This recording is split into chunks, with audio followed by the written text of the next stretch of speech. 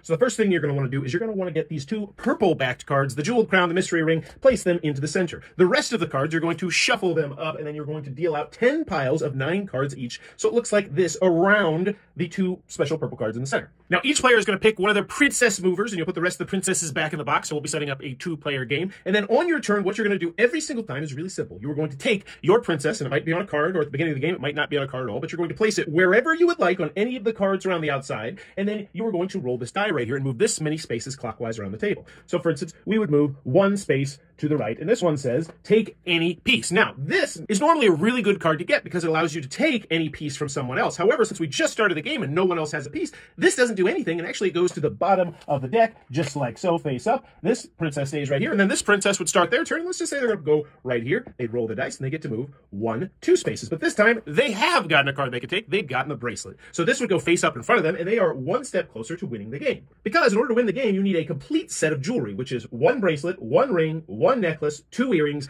and the jeweled crown. But you also cannot have the mystery ring. So essentially, if you ever have the mystery ring in front of you, you cannot win until you get rid of it or someone takes it from you. And if you don't have the jeweled crown in front of you, it doesn't matter what you have because you can't win the game, period. Anywho, that was a good start for our pink player right there. So let's go over to the green. And once again, they can pick up their piece. They can go to wherever they want. So for whatever reason, they'll go over here and they will roll the dice and they would go 2 spaces. 1, 2. And now they have a necklace. This would go in front of them. And that's what most turns are going to look like. But let's talk about the special cards and special circumstances that you'll run into. First, if you land on the crown or if you land on the mystery ring, you immediately are going to take the jeweled crown or the mystery ring wherever they are. So even if they're not in the center anymore, if someone else has them, you are going to take them and put them in front of you. Yes, even if you don't want to. Also, going back to that take any piece card we landed on earlier, this is take any piece that you do not have. So for instance, if the player with the bracelet landed on the take any piece, they could not steal a bracelet just to be mean. They would need to steal something that they do not have. There's also put one back, which means you're going to take 1 piece of jewelry of your choosing and place it at the bottom of a pile of cards nearest to you. And then you're going to place the put one back card on the bottom of that pile as well.